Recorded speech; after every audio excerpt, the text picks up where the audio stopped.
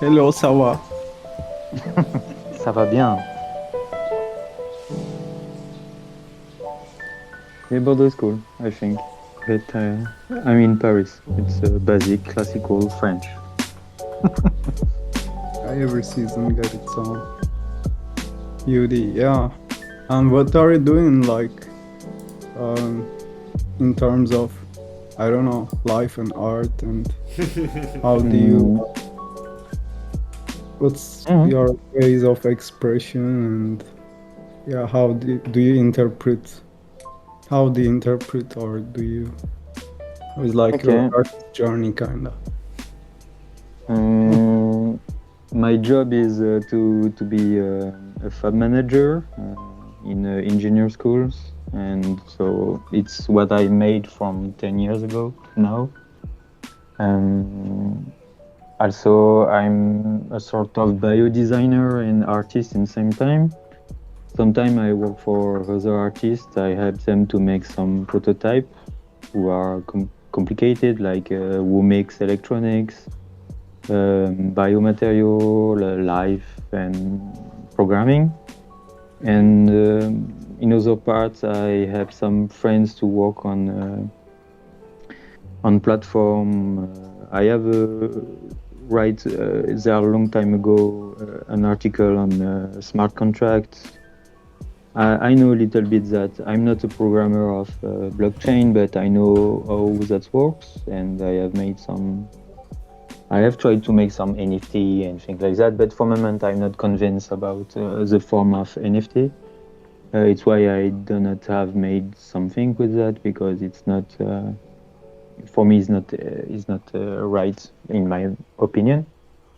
Another point, I have made a machine for mining in my home just for fun, just for see what I do, what we can do with that, and how that works. It was during the first lockdown in France, and but I have this idea from long time in my in my head.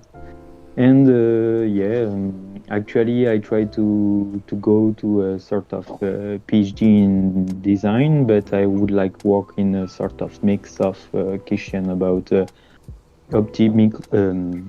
topological optimization and tools for made this type of really scientist optimization of material and living material. Make a sort of mix of that.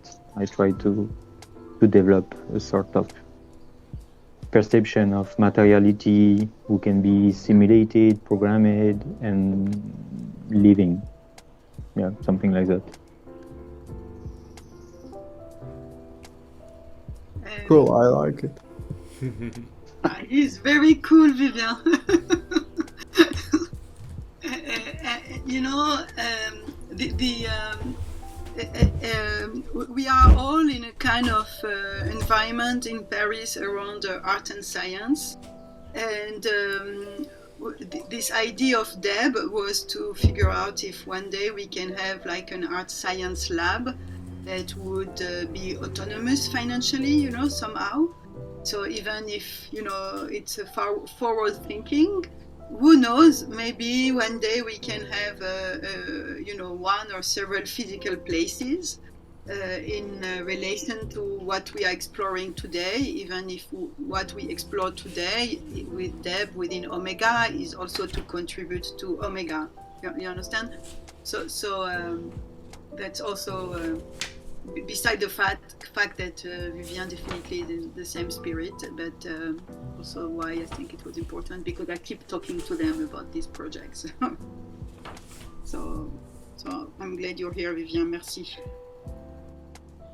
Yeah, no, I'm curious to understand what you do and what it can be done, and maybe yeah, made something with you, but not not this month because I'm like full.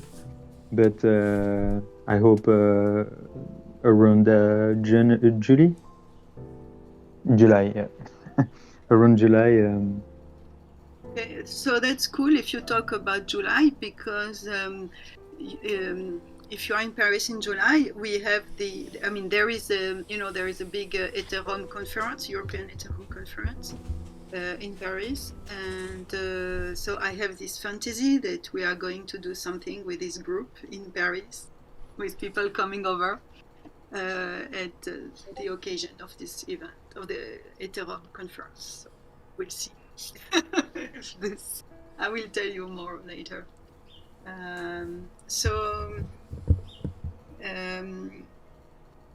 Bon, Nick, we were Vivien and I don't know how to pronounce your name. I mean, I don't know what even your name is. Streamer.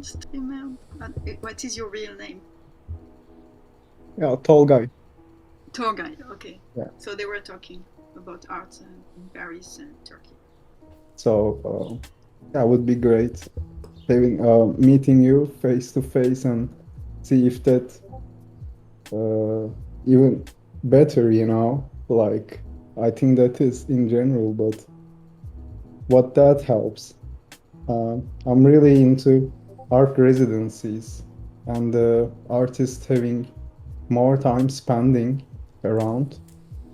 Satori, actually, I read on the just yeah, I think the art residency too kind of stuff is what Steph is trying to do, right? And didn't you mention that in the thread, Jean, about doing a going and visiting and doing a short like residency with Steph?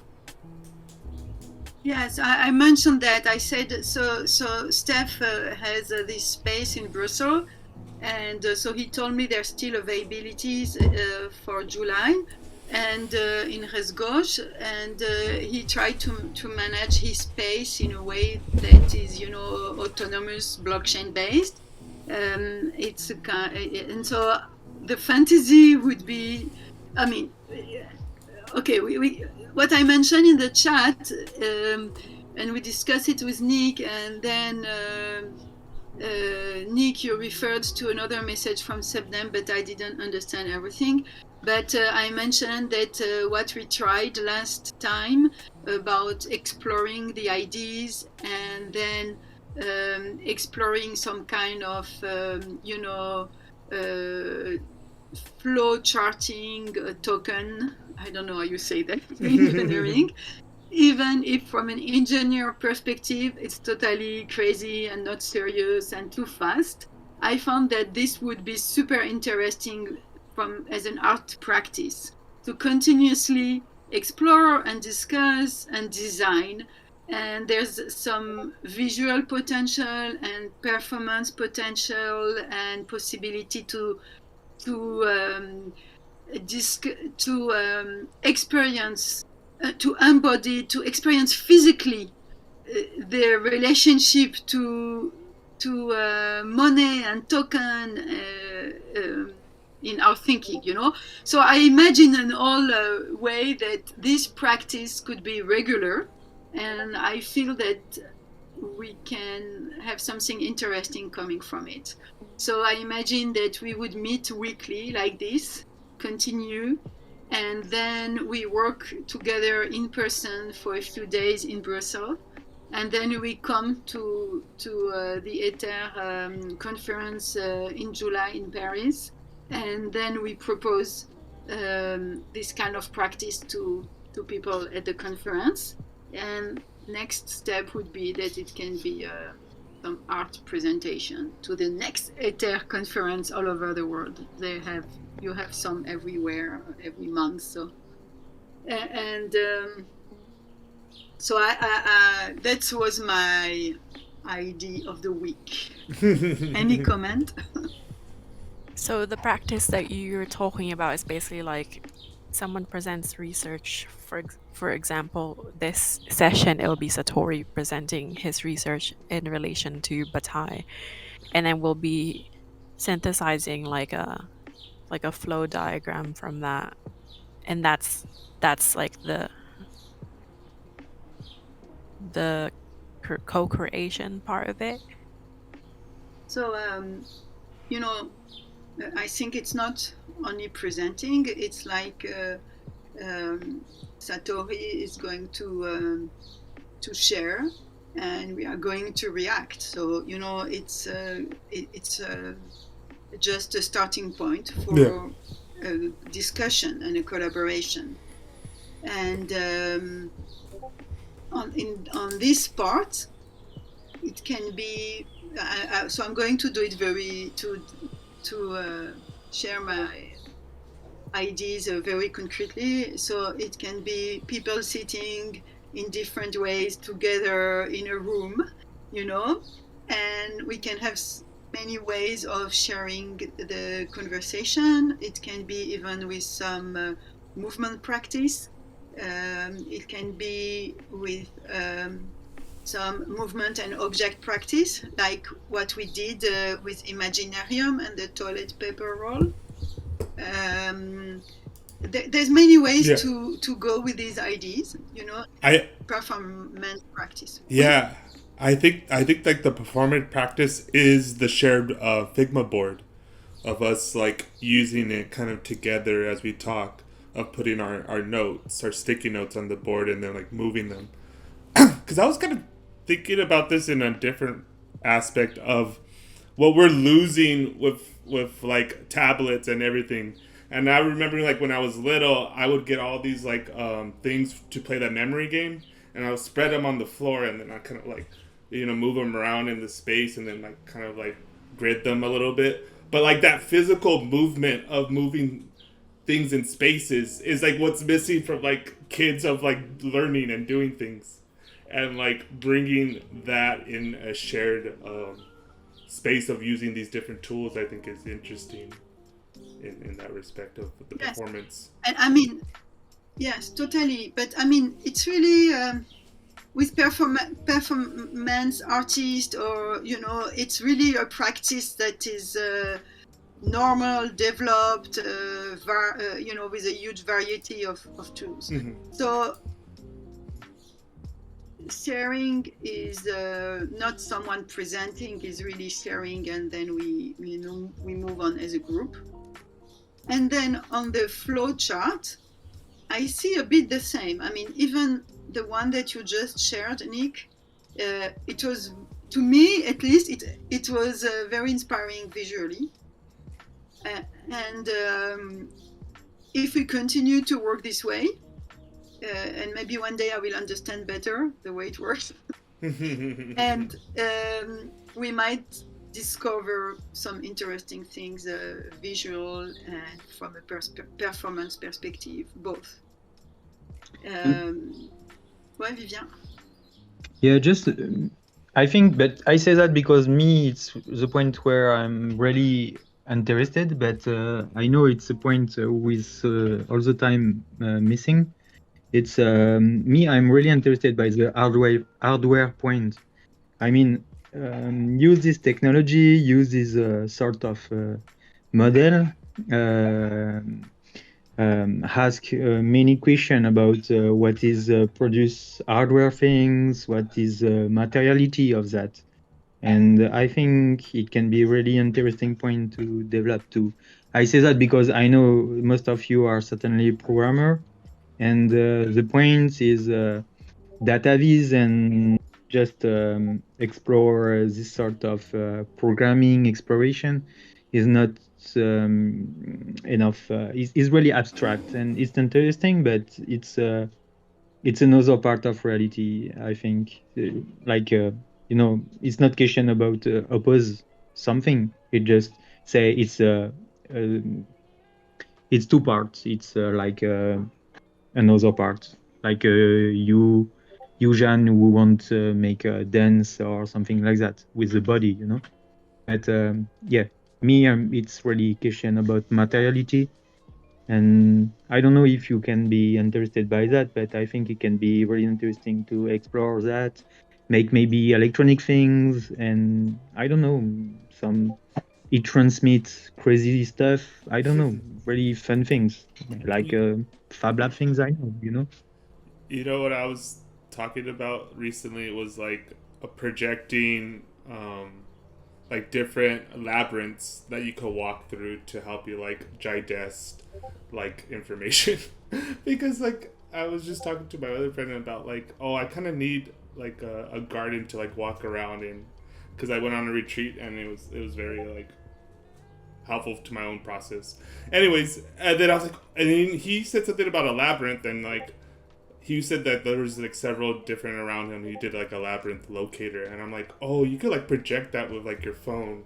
Oh, can we use other materials to kind of like make this like more interesting than just like a static thing on the floor, you know? But like that kind of like thoughts are I find interesting, and like, you know, messing with the technology and the material world when you were saying what you were doing. But yeah, anyways, I was wanted to bring that like weird thought. The question of exploring materiality, you know, or embodiment, it's the same, and this is where you produce some useful knowledge from the artistic practice. You know, experiencing materiality, as Vivien mentioned it, is like something like an artist would think of, you know, and that's exactly where the interdisciplinary or multidisciplinary is the same, because I totally agree.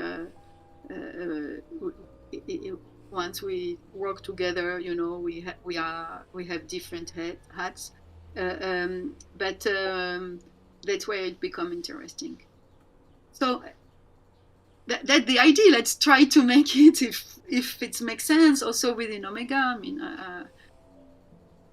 I didn't understand everything, Nick, but so we have half an hour, so would we try to first, you know, discuss around what you know, Satorid, what you were researching? Can you? Oh yeah, I was just some of my notes. It was basically I was reading this ancient Aztec narrative or whatever, and the reason why I picked it is because like I was talking about the Pyramid of Fire, and then I was like, oh, I should probably know like a little bit more since I like talk about it. So and I found this one really good one, and in it. Actually, what I find the most interesting is like when you actually get into like the poem of the story of what's supposed to represent the mandala. It's kind of a funny like story about like Quetzalcoatl, like he's kind of like lying to death to steal the bones so he could like create life on Earth or something. And it's just like this like weird like trickster game, and I'm like, oh man, the gods are like kind of petty in this story. But the overall narrative, it is connecting to what Bataille was talking about, of in the sense that their culture was, I think in his words he said obsessed, but definitely that was the main focus of the narrative, was the sacrifice that the sun did so that there would be life on Earth, and then like the various different like gods playing tricks to like protect that kind of like sacrifice and doing their own sacrifices. And even I think at the end of the story, Quetzalcoatl fails and like the bones break, and then he's like sad because like humanity is always going to be like fragile and like broken, and so that's kind of how like the tale ends in the narrative. But and then I kind of also in my research poked around on like, excuse me, I interrupt you, Satorid, because I mean, can you just give me some context historically, because I'm not super. I mean, is it like an Aztec myth, or can you just? Yeah. So this is the relatively what it translates is as the first ancestors. So this is like their creation myth, and they wrote it in you know, like hieroglyphs in like that mandala. And so like the shaman would like orally tell the story, and then like that will get like passed down through like, you know, artists and shamans like working on that like mandala and like putting it onto like artifacts. So they didn't have it like written down like, you know, in a written language. But later this guy who actually knows I don't even know how to pronounce the Aztec language, but he knows that, and he got like taught what the mandala I'm sorry, means. I interrupt you again, just to be sure I understand. Mandalas, I thought it was from Indian tradition. It's also from Aztec tradition. Well, like a a way to describe what they did in their artwork would be a mandala. If you looked at like the image, it even has a circle, and there's like 4 parts that describe progression of like seasons and rotations of the sun. So like, you know, that artwork, that's what's embedded in the artwork is the story. And then so the guy is his interpretation of what he knows from the actual language of the Aztecs and what he has been taught. And then so like he brings this all together in presenting the artwork, and then giving you the context first, is that's what I shared in the notes. And then he goes into like writing a poem to kind of like describe what is you're looking at visually.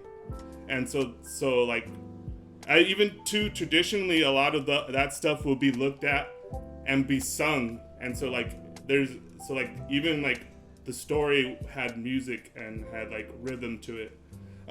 But anyways, so there is I think an embodied language there, like flowing in time, and now you're kind of interpret like that's what I actually could say. This some maybe a combination of flows, then for each individual it's different, but let's say that creation is kind of what I would also interpret is like, let's say, each creation of an artwork or collaboration, and then what was it?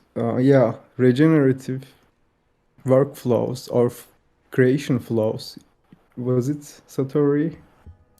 Like, those being maybe more individually or in a fusion way, like more topical, let's say, when everybody adds up in a similar topic, then they are those flows having something to further think on things.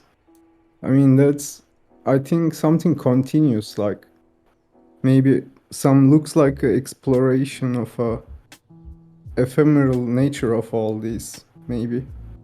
Like, hey, collaboration, what's in a corporate environment or a normal company, you only work full with always same people, but here it's gonna be people spending time in other project, they're in some other part than there, and they're like I don't know, like in a garden or something, everybody's doing stuff like a GitHub thing, you know. You just see people adding to that, and they are visualizing somehow, and there can be like millions of, you know, representing or interpreting those collaborations, but that's like what they can start.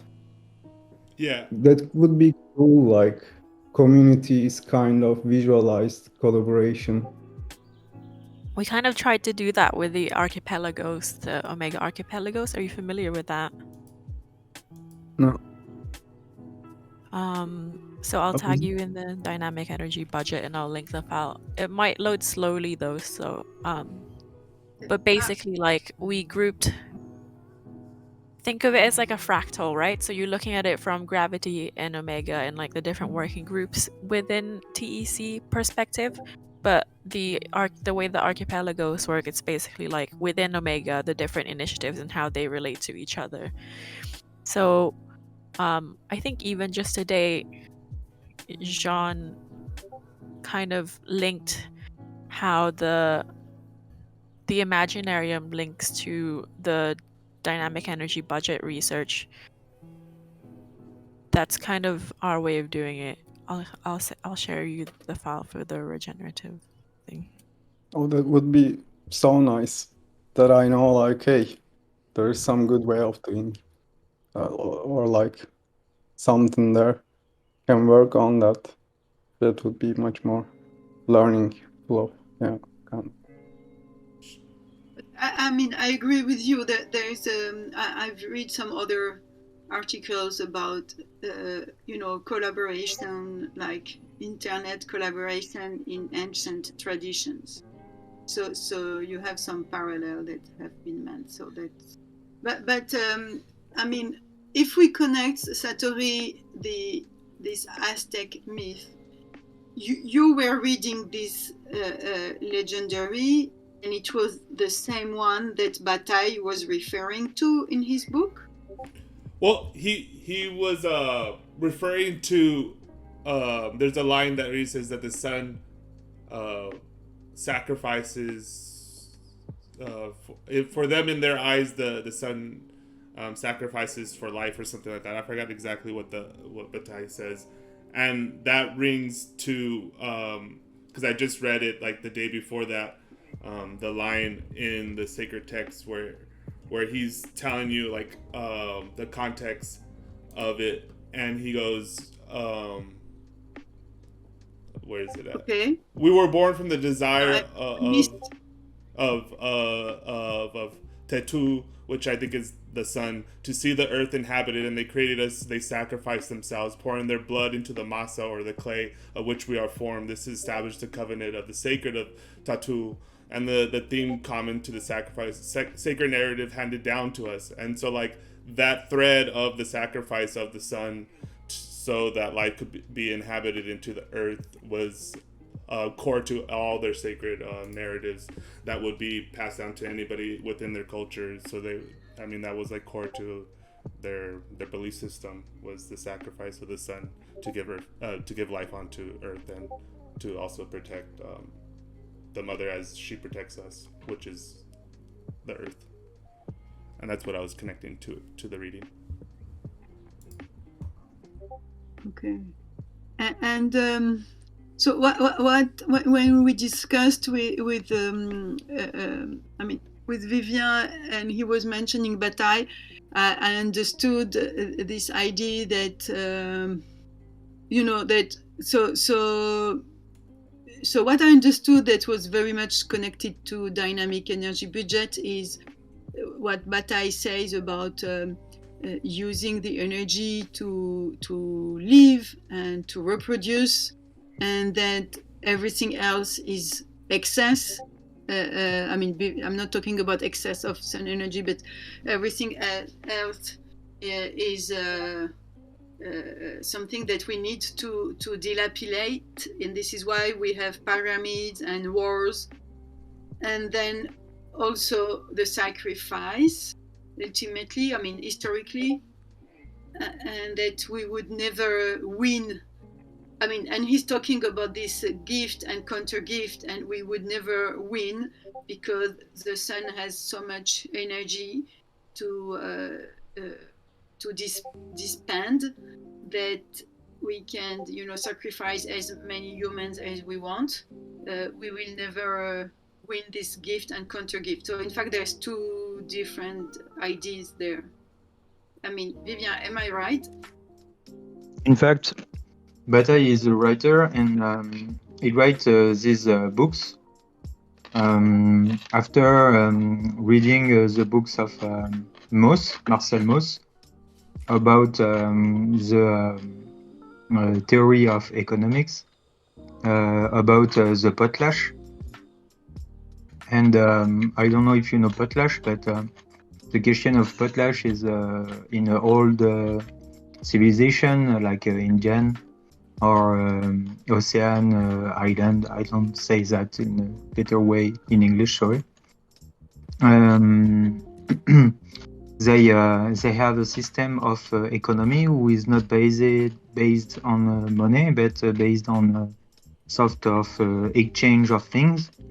And the potlatch is one special way to create a sort of social hierarchy, is to destroy all the resources to show you are the boss, you are the leader of the group, because you can destroy all your resources, and the guy who has the most resources who can be destroyed wins the lead of the group.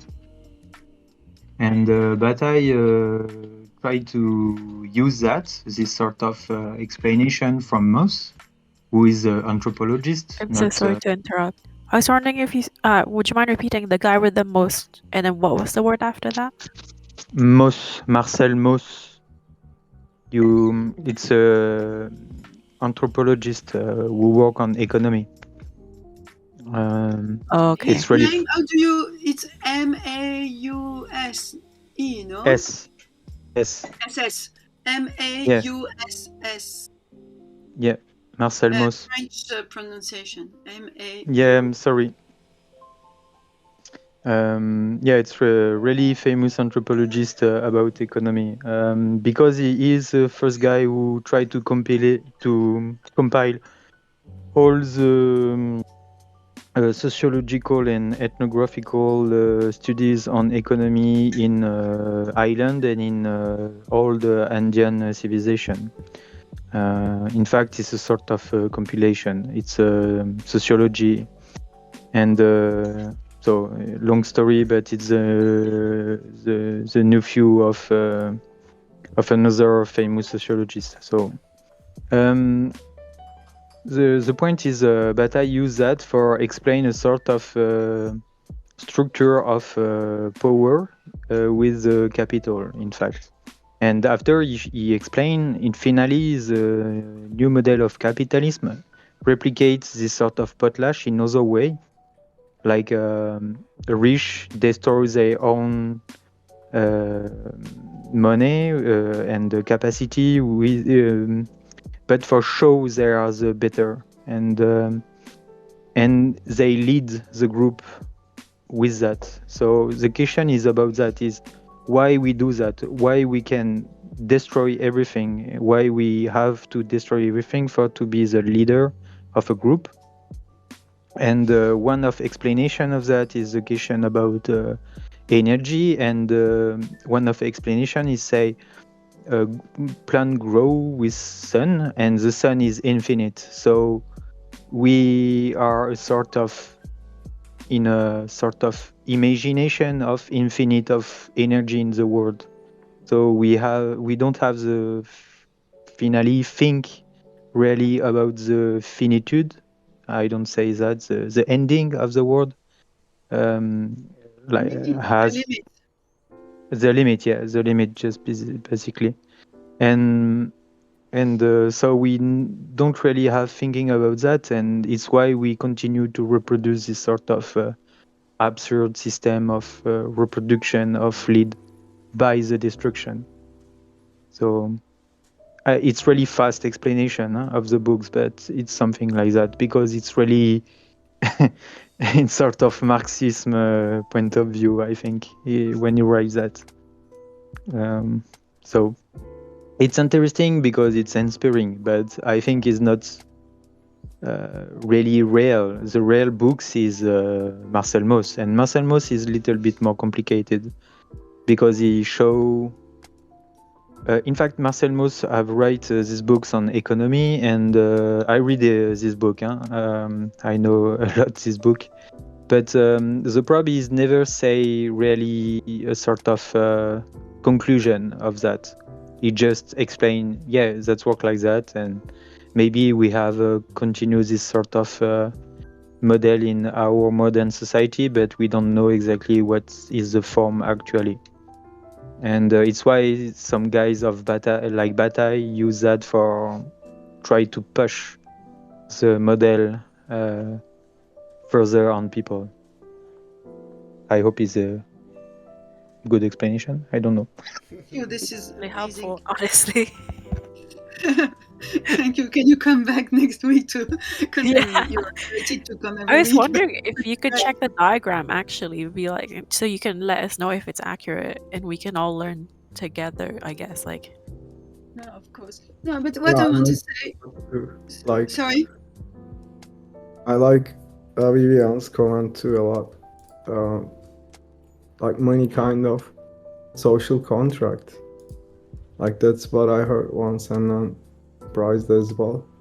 Exactly, it's about that. Let's say exchange and money is existing like at the same time.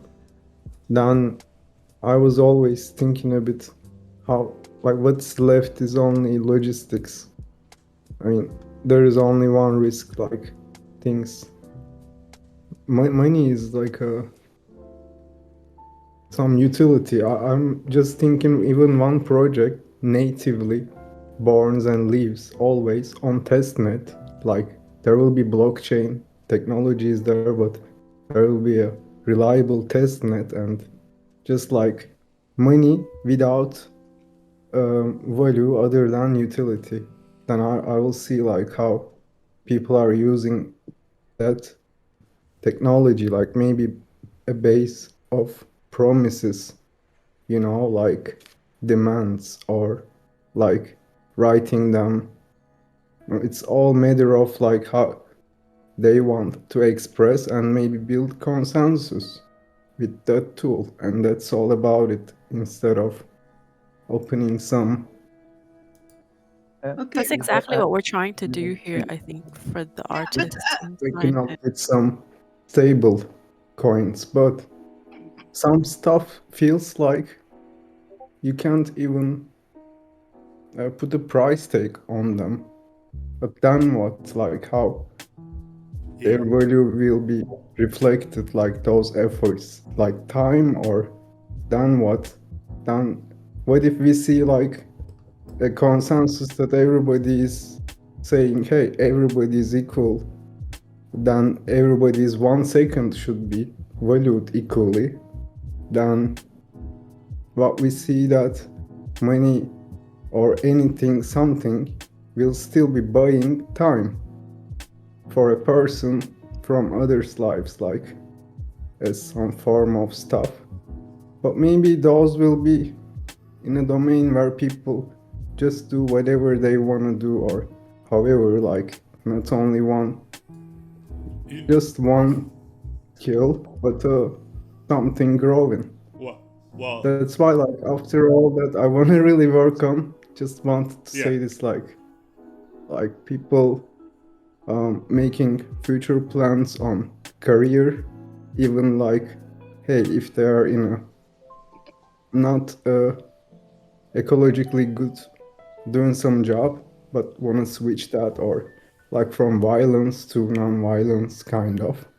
Those will be, I wish to see communities or societies incentivize them, find ways to, hey, now we're focusing on like mutually assured regeneration, so to say. Yeah, thanks for hearing. I would like that we go back to the topic, of the question of energy in way of building a different energy circulation, on a different way of creating an economic system. And there's two things for me, because I want to emphasize that Bataille brought some kind of poetry in these ideas, and that's an interesting way to explore. And I'm just mentioning that in order to give an example how some type of creative practice can help, move ideas further. And what I have in mind is, okay, today, if we want to think about an alternative, or climate mitigation, etc., we need to have different imagination of what economy would be. And so can we imagine that this potlatch thing that you were talking about, Vivien, that this time, now we are kind of awake or aware. And then could we imagine a society where you don't have this type of destruction in order to be a leader? Or do we have to imagine a society with no leaders, but maybe leading points? And for me, it goes to something else that in the token design, with this idea of having stocks and flow, and I know very, very, very little about it, but I keep thinking that, can we imagine an economy where we value energy circulation because each time that you have an energy production, you have some energy consumption in the same time. So you have a kind of exchange. You have a point where energy is exchanged some ways, like you lose on the side and you gain on another side. In that you can use this thinking in all different kind of situations.